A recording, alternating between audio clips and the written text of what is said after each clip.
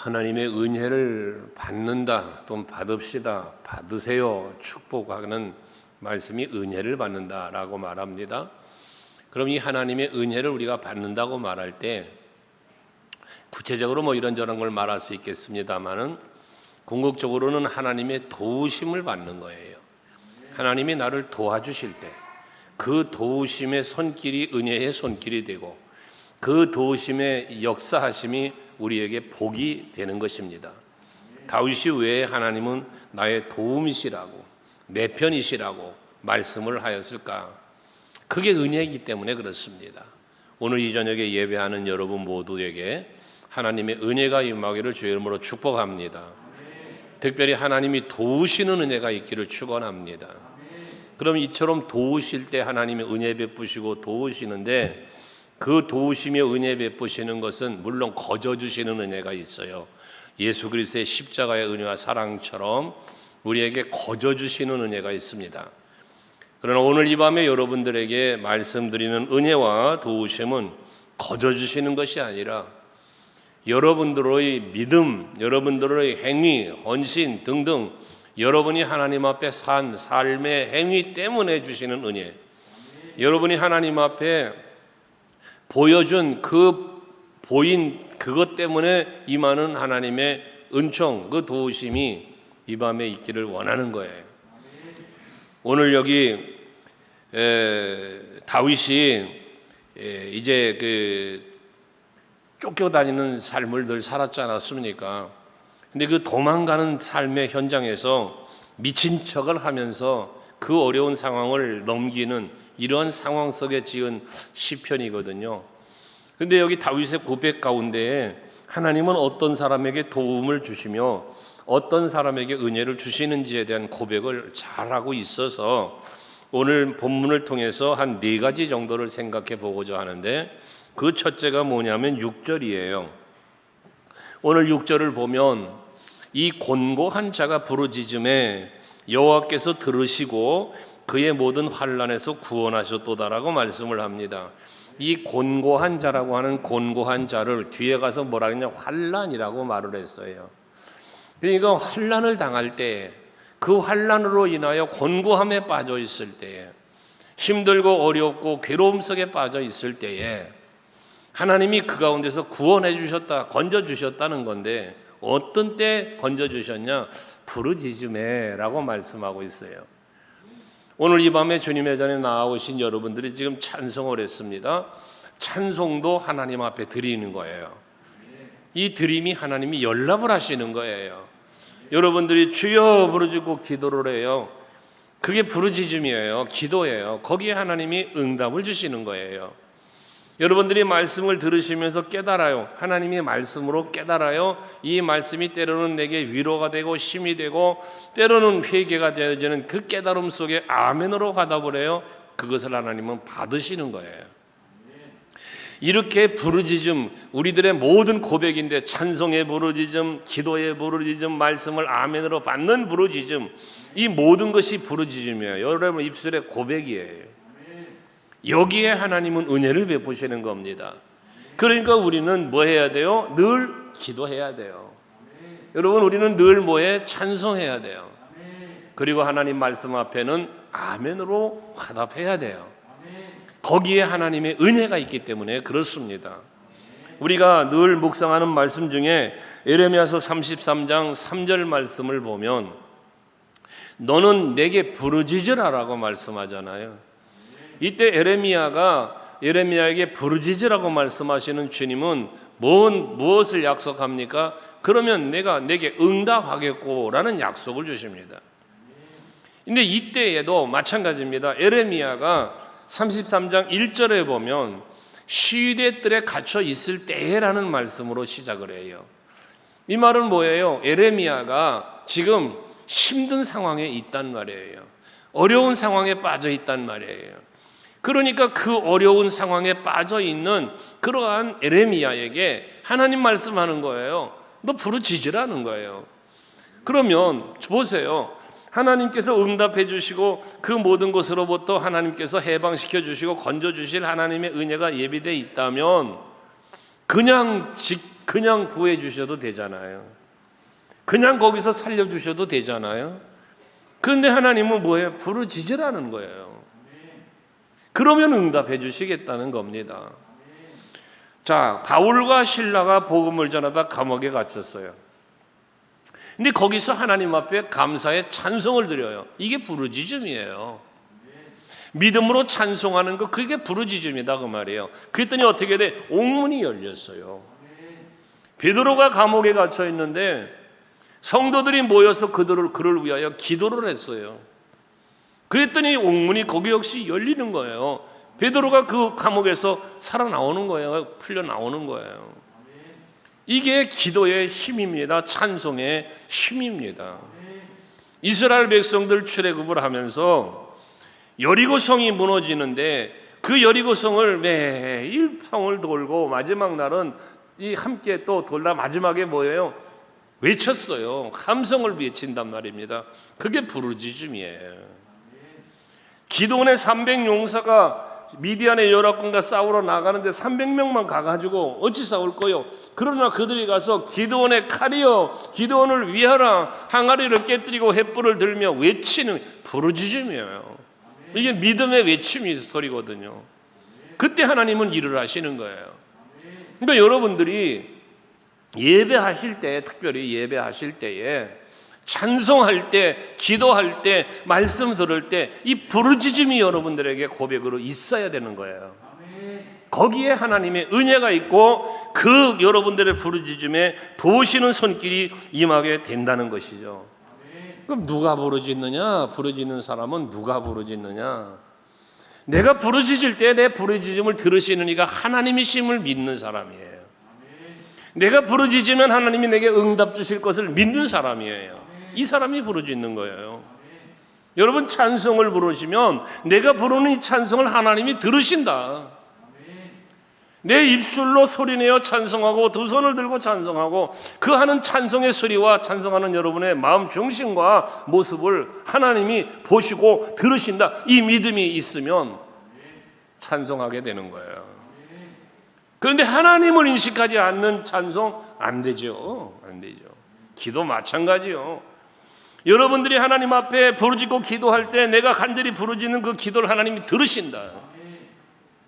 그리고 내가 간절히 내 입술에 담는 모든 기도는 하나님이 들으시고 응답해 주신다. 이 믿음이 있어야 기도도 되는 거예요.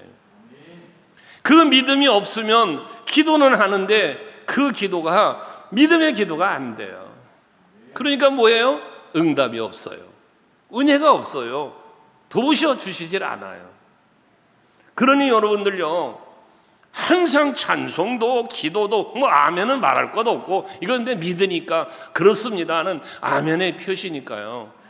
이와 같은 모든 부르짖음이 여러분의 입술에 믿음으로 고백되시길 원합니다. 너희가 구한 것은 받은 줄로 믿어라. 그러면 그대로 되리라. 예수님의 약속 말씀 아닙니까? 믿음으로 부르짖으세요. 믿음으로 외치시라고요. 그러면 역사하는 거예요. 아멘 하다가 벙어리가 입이 열리고 찬송하다가 앉은 병이가 일어서고 이게 여러분 기적이라고 우리가 말하는데 기적은 누가 하는 일입니까? 하나님이 하시는 일 아닙니까? 이게 은혜죠. 여러분 삶 속에 기적이 일어나길 원합니까? 그렇다면 하나님 앞에 기도하는 여러분 되시기 바라요. 찬송하는 여러분 되시기 바랍니다. 거기에 놀라운 기적 같은 일은 여러분 삶의 현장에 임하게 될 것이기 때문에 그렇습니다. 그 다음에 7절을 보면 여호와의 천사가 주를 경외하는 자를 둘로 진치고 그들을 건지시도다 그랬습니다. 여호와의 천사, 하나님께서 보내는 천사가 누구를 건져내느냐? 여호와를 경외하는 자들을 둘러 진치고 저들을 건져낸다는 거예요. 지금 이들은 뭐에 있어요? 지금 다윗이 어디 있다고요? 지금 도망갔어요. 그래서 지금 아비멜렉한테 이 죽임을 당할 수 있는 이런 위기 상황에 놓여 있어요. 그때에 미친 척을 하지만 하나님을 경외하는 중심이 있어요, 다윗에게는. 그러니까 천사들이 와서 그를 호위하고 그리고 그 가운데서 살아나올 수 있도록 건져주신다는 거예요. 여러분이 여호와를 경외하시면요, 하나님이 여러분을 보호해 주셔요. 여러분이 여호와를 경외하시면요, 하나님이 여러분들을 건져 주신다고요. 그 환난에서 건져 주세요. 곤고한 곳에서 건져 주시는 거예요. 이게 하나님의 여호와를 경외하는 자에게 주신 약속이에요. 뒤에 9절에도 가서 보시면 너희 성도들아 여호와를 경외하라. 그를 경외하는 자에게는 부족함이 없도다 그랬어요. 여호와를 경외하는 성도가 되시면요, 하나님이 부족함이 없도록 은혜 베푸신다는 거예요. 부족함이 없도록 필요를 채우시는 돕는 은혜를 베푸신다는 거예요. 그러니까 여러분 여호와를 경외하는 성도가 돼야 돼요. 근데 이 여호와를 경외한다라고 여기 본문에서 말하는 이 경외함이라는 것은 물론 경외함 속엔 두려움이라는 것도 있어요. 근데 여기서 말하는 경외함은 뭘 얘기하는 거냐면 겸손함을 의미하는 거예요. 겸손. 그래서 여기 이 다윗이 말하고 오늘 본문에서 말하는 다윗의 이 경외는 겸손함을 말하는데 여호와 하나님 앞에 겸손히 무릎 꿇는, 여호와 하나님을 전적으로 신뢰하며 내 자아를 온전히 죽인 그러한 나의 모습, 이걸 말하는 거거든요. 그러니까 다윗의 입장에서 생각해 보세요. 지금 상황이 자기는 아무 힘이 없어요. 나 저 사람들이 죽이려면 그냥 죽여버리면 그만이에요. 그런데 그러니 뭐해? 온전히 하나님만 바라볼 수밖에 없어요. 하나님이 주신 지혜를 가지고 미친 척을 하는 거예요. 그때 하나님이 지켜주시는 거예요. 여러분, 하나님 앞에 납작 엎드리세요. 겸손히 엎드리세요. 하나님 앞에 교만해지지 마세요. 사람 앞에 교만해지지 마세요. 겸손해지고 낮아지고 엎드릴 때 하나님은 여러분들을 호의하시고 건져주시고 부족함이 없도록 채우시는 놀라운 은혜를 주시는 거예요. 그래서 잠언 22장 4절 말씀을 간혹 여러분들에게 말씀을 드리지 않습니까? 같이 한번 읽어볼래요? 시작.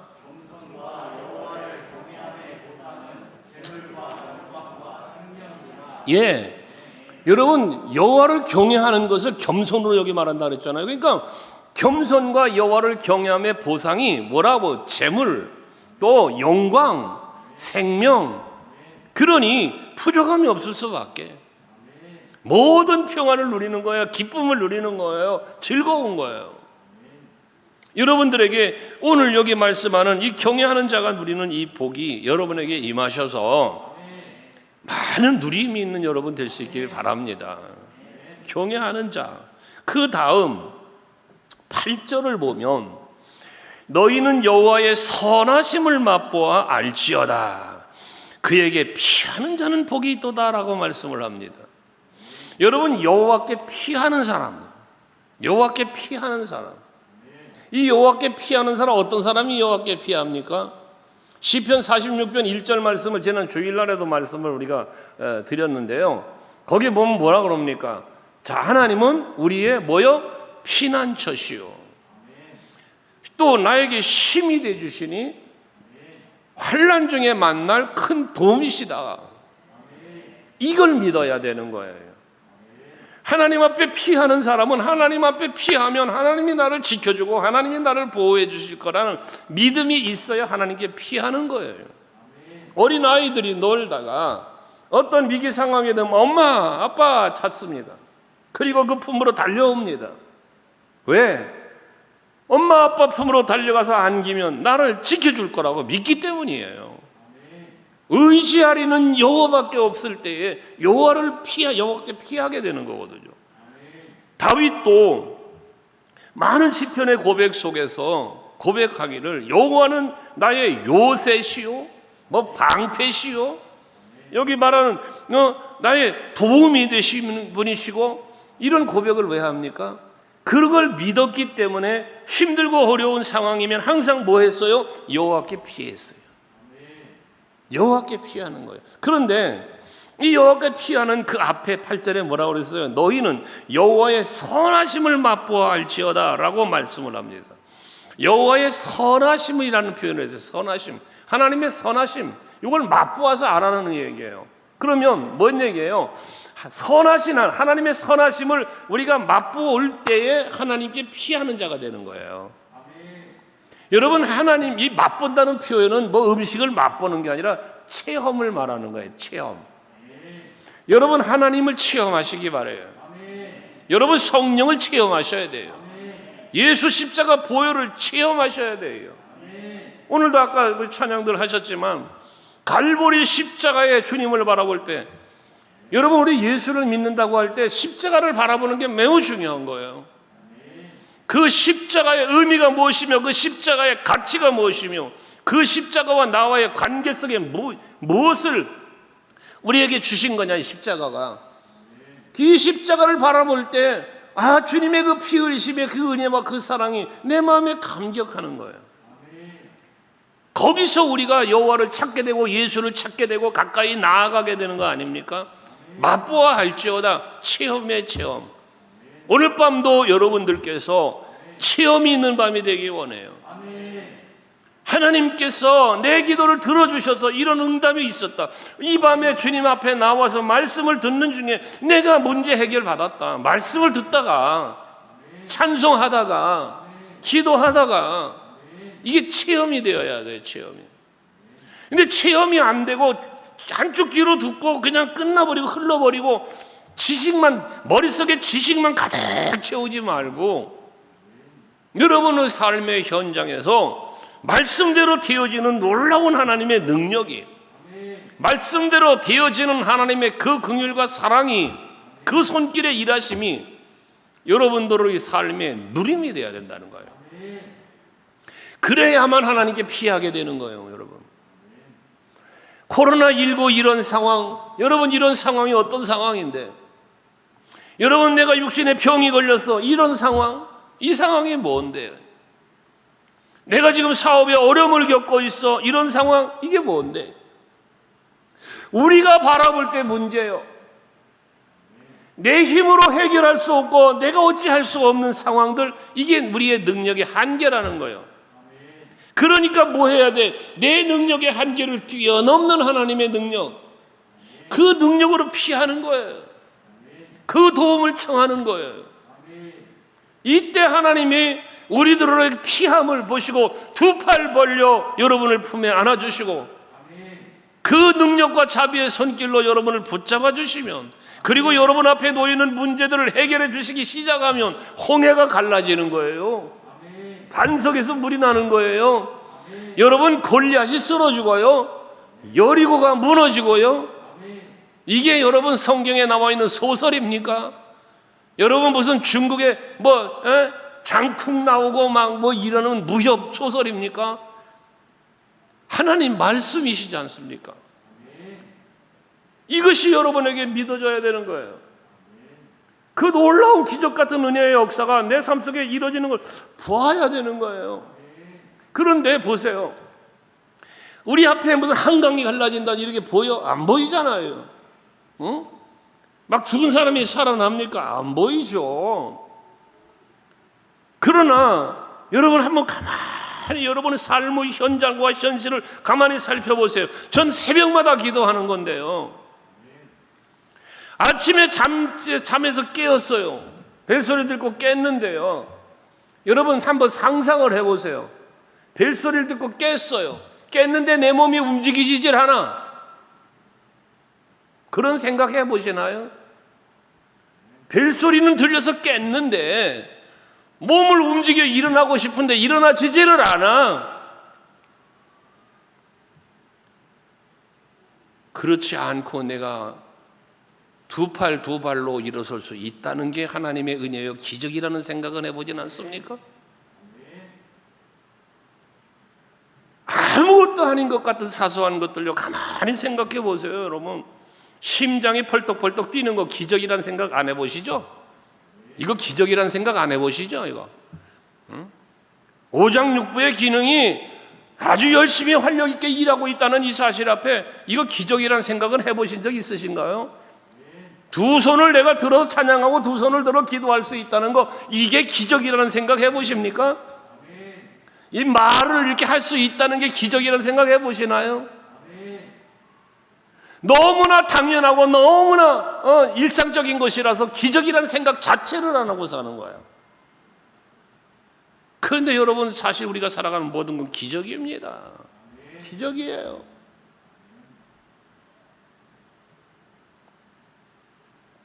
느닷없이 엊그제도 장례식에 갔다 오는데, 장례식 때였냐? 장례식이지. 그때 광주 갔다 올 때지 아마. 그때야. 고속도로에서 사고가 났더라고. 뉴스를 보니까 화물차 운전수가 빗길에 미끄러졌대요. 그래 들이받고 그냥 들이받고 사고가 났는데 그 뒤에 따라가던 관광버스가 또 냈다 들이받았대요. 그 사고 난 거예요. 다행히 죽진 않았어요. 아이고 기적이다. 죽지 않아서 기적? 우리도 광주 갔다 왔어요. 그 빗길에. 우리 차도 미끄러질 수 있는 거 아니야? 근데 안 미끄러지고 잘 다녀오게 해주셨네. 기적이잖아. 여러분 숨 쉬는 것도 기적이요. 얘기했잖아요. 제가 숨을 못 쉬어서 산소호흡기 꼈었다고. 중환자실에 들어간 후에인데 간호사가 계속 하는 일이 뭔지 알아? 내 곁에 붙어가지고 주무시지 마세요. 주무시지 마세요. 주무시면 안 돼요. 숨 쉬세요. 숨 쉬세요. 숨 쉬라고. 왜? 내가 숨을 제대로 안 쉰다는 거야. 그러니 여러분 이게 하나님, 우리가 항상 이걸 해야 되는 거예요. 그 바울이 내가 나 된 것은 하나님의 은혜로 된 것이니. 여러분이 오늘 이 자리에 앉아 있는 것 하나님의 은혜예요. 내가 호흡하고 있는 거 하나님의 은혜예요. 아기가 태어나면 10손가락 발가락이 있는가부터 본 다음에, 그리고 도장 맞게 찍잖아요. 발도장 찍고 막 하잖아요. 멀쩡하다고. 그거 기적이래요. 기적. 필리핀에 선교지 갔더니 손가락이 6개가 있어요. 이렇게 하나가 더 나와가지고. 하나하나 생각해 보면 다 기적 같은 은혜가 내게 일상적으로 임하고 있어. 일상적으로. 하나님의 여호와의 선하심을 맛보아 알지어다. 하나님의 그 선하신 섭리, 여러분을 위하여 지금도 일하고 계시는 그 놀라운 은혜 맛보아 알지어다. 은혜를 은혜로 아는 것, 아무리 사소한 것 같은 것조차도 이건 하나님의 은혜야. 그 은혜를 은혜로 고백할 수 있는 것, 그게 맛보는 성도의 삶이에요. 근데 우리는 그거 안 한다니까요.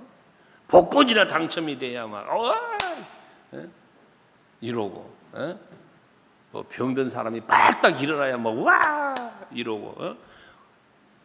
그 사모가 막 이상한 영상을 보여줘요. 뭐 바울의 손수건 이거 갖다 수건 하나 덮어 씌우니까 빨라당 자빠지고 막. 아이고 참나, 나도 그런 것 좀 해볼까? 응? 나오셔.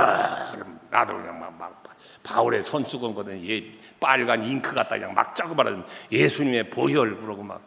그러면 여러분들도 자빠질래나? 이 신비주의자 되지 말고, 신비주의자. 그 이상한 기도원 쫓아다니면서, 저도 이 기도원 집회 다녀봤던 사람 아니야, 부흥사로.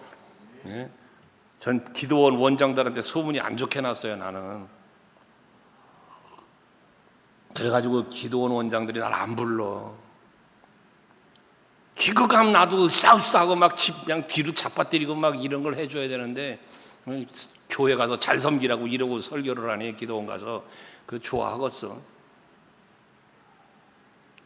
여러분, 그런데 현혹되지 마세요. 권장로님 집회 그 기도원 갔을 때 본인 얘기 아니에요. 기도하는데 와서 자꾸 밀더랴, 잡아뜨리려고. 그 안 잡아뜨리려고 버티는데 자꾸 밀어가지고 에라 모르겠다 자빠졌대요. 그랬더니 아이고 그렇게 편안하더래나. 난 기도하다가 손은 자빠지려고 그래서 뒤 붙잡고 못 자빠지게 해서, 나는 못 자빠지게. 왜 자빠지려고 그래?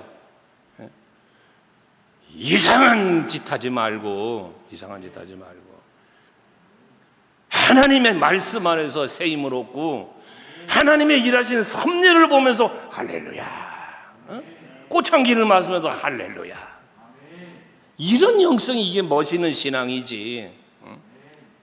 이상한 무당짓 하는 거나 쫓아다니고.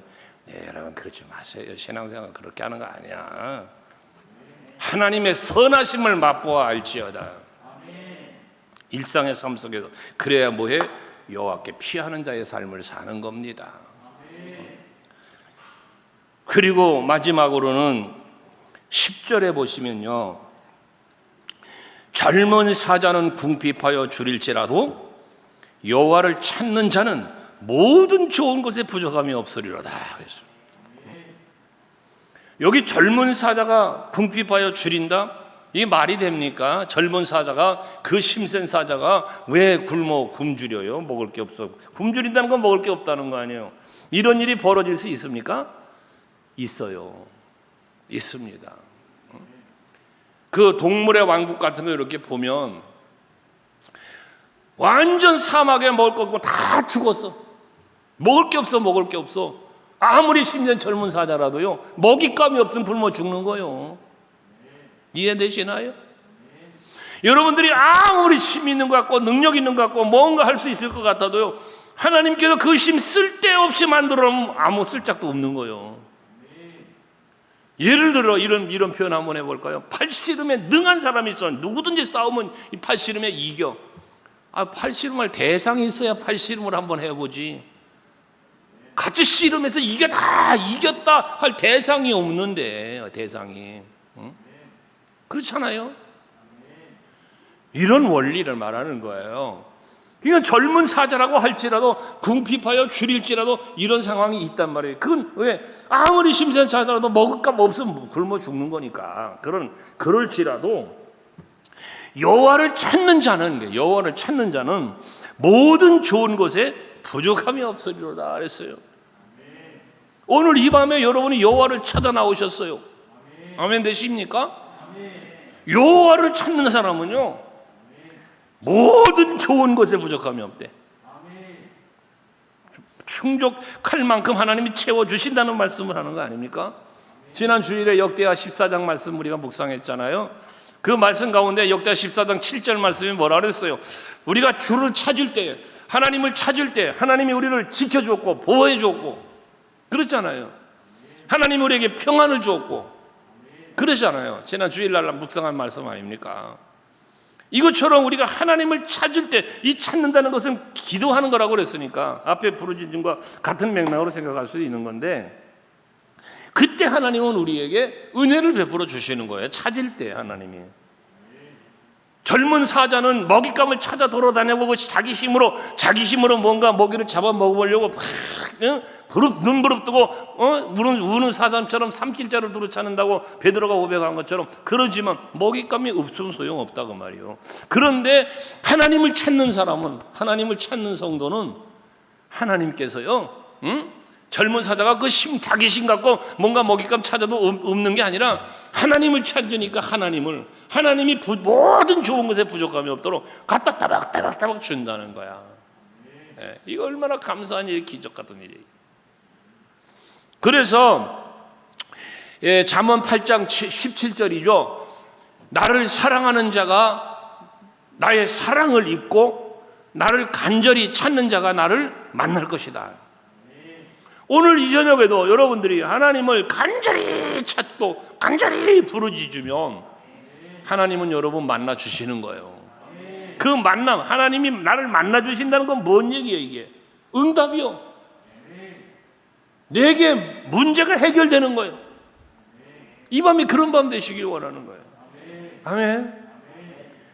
시편 107편 9절 말씀도 여러분에게 자주 드리는 말씀 아니면 간혹 말씀 인용해서 많이 드리는 말씀 아닙니까? 한번 같이 읽어볼래요? 시편 107편 9절. 시편 107편 9절. 오케이, 시작.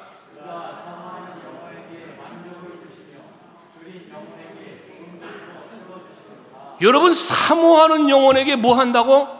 만족. 여기 오늘 본문에 부족함이 없으리로다 하는 말씀처럼 만족을 주신데 부족함이 없게 해주신다는 거예요. 누구에게?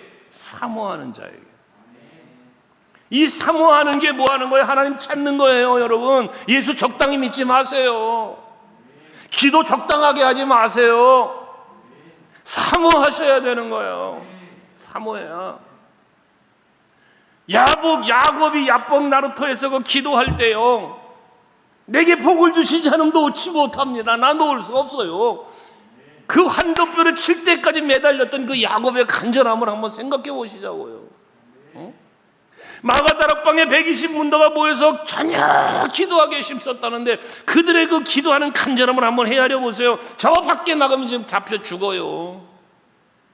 그 큰 밖에 속에서 지금 다락방에 숨어서 하나님의 도우심이 필요하니까 부르짖고 기도하는 거거든요.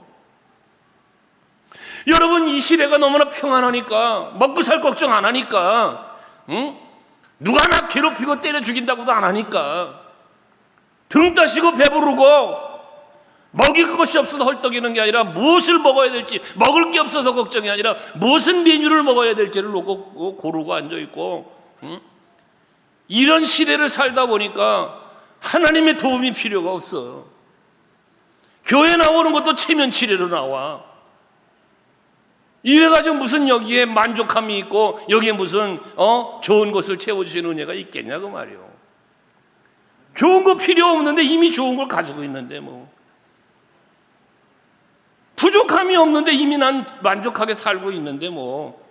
그러니까 사모하는 마음으로 주를 찾지도 않고 부르짖지도 않고 그러게 된단 말이에요. 그러나 간절해 보세요, 여러분. 간절해 보세요. 어떻게 안 부르짖어요? 어떻게 주님 앞에 안 나올 수 있어요? 간절하지 않은 거지. 사모하지 않는 거지. 오늘 이 밤 사모하는 여러분 되시기 바라요. 그래서 그렇게 여기도 줄인 영혼이라고 했잖아요. 줄인 영혼 얼마나 갈급해, 얼마나 갈급해. 거기에 하나님께서 좋은 것으로 채워주신다잖아요. 오늘도 모든 좋은 것으로 부족함이 없으리로다 라고 하잖아요. 하나님 앞에 사모하는 마음과 간절한 마음으로 하나님을 찾을 때, 삭개오가 예수님이 얼마나 보고 싶었으면, 얼마나 보고 싶었으면, 사람들이 많아서 볼 수 없으면 포기해야 되잖아. 포기. 보고 싶지만 사람들이 이렇게 애워싸고 있어. 난 키도 작고 다 틀렸다, 못 보겠다. 그러고 돌아가면 못 보는 거요. 그런데 삭개오는 얼마나 보고 싶었던지 앞으로 달려가서 뽕나무 꼭대기를 기어 올라갔다잖아요. 이게 사모함이에요, 여러분. 사모함. 오늘 이 저녁에 여러분들이 하나님 앞에 예배하시는데요, 연하여 기도할 때에도 그런 간절함, 사모함, 예복나루와 같은 그런 기도를 이 밤에 한번 해보세요. 뭐 그렇게 기도하지 않아도 평안하고, 뭐 하나님 도와주시지 않아도 먹고 살만하고, 뭐 고달프고 뭐 그런 거 없으니까 그냥 그저 나 왔으니까 하나님 아시지요? 그저 나 때리지만 마시고, 그저 나 더 이상 망하지만 않게 해주시고, 아프지는 않게 해주시고, 그런 기도하지 말고, 여러분 정말 하나님이 여러분 이때에 도와주셔야 할 일이, 혹시 여러분 오늘 이때 요즘에 이때에 하나님이 여러분 도와주시지 않아도 되는 분 계세요? 여기 혹시? 하나님 안 도와줘도 됩니다. 뭐 그렇게 꼭 도움 필요하지 않아요. 그냥 나는 뭐 살만해요. 이런 분 혹시나 계십니까 여기? 만약에 계신다면 생각 바꾸세요. 생각 바꾸시라고. 아까 얘기했잖아요. 근데 숨 쉬는 것도 이거 하나님 은혜 없이 못 쉰다니까. 숨이. 제 넘어 쓰러질 때 얘기했지 않습니까? 갑자기 앞이 캄캄해지고, 갑자기 다리에 힘이 빠지고, 그때 내 손에 핸드폰이 들려있지 않았다면 나는 죽었다니까요. 그 잃어가는 의식 속에서도 단축 다이얼을 눌러야 된다는 거. 참, 그 사람 하나님이 살려주시니까 기가 막히잖아요. 그 상황에서 희미해져가는 의식 속에서도 기왕이면 가까운 데 있는 사람, 1층 사무실에 있을 이명애 전도사 단축 다이얼, 사택에 있을 사무가 아니고 1번 누르면 되는데 1번 아니라 2번 누르더라니까 내가. 왜? 그게 가까우니까. 이런 생각, 그런 행동할 수 있도록 베푸시는 은혜가 하나님 은혜요.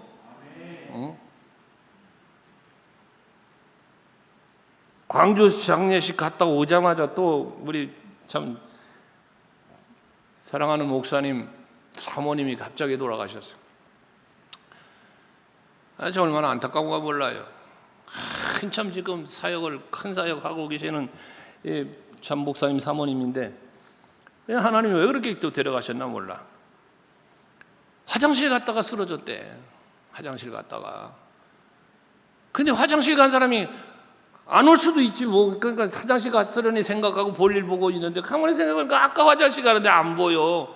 1시간이나 지난 뒤에 가서 봤더니 잤더니 우째 안 나오나 갔더니 화장실에 쓰러져 있더라는 거예요. 이미 세상 떠난 거예요. 화장실 갔다가요 바로 안 나오거든. 빨리 가보세요. 빨리. 1시간이나 지나서 갔대. 이미 돌아가신 거야. 얼마나 안타깝습니까? 기가 막히지. 어이가 없어 말이 안 나온다고 목사님이 그래요. 너무 어이가 없다는 거예요. 아침만 해도 뭐 행사 계획하고 그랬는데 여러분 우리의 삶이 우리의 인생이 그런 거예요. 그러니 하나님의 도우심이 없으면 살 수 없는 거예요. 여러분 기적이 이상한 신비적인 것만 기적이라고 생각하지 말고 그 신비롭고 뭔가 큰 역사 일어나는 것만 은혜라고 생각하지 말고 아무것도 아닌 것 같은 일상의 삶이 하나님의 은혜임을 기억하면서 하나님께 부르짖어야 하고 하나님을 경외하고 하나님께로 피하고 하나님을 찾아 가까이 나아가는 여러분들이 되시길 바랍니다. 거기에 하나님의 은혜가 있고 하나님의 도우심이 있어서 그 은혜와 도우심의 그 놀라운 은혜와 복을 누리는 것 아니겠어요?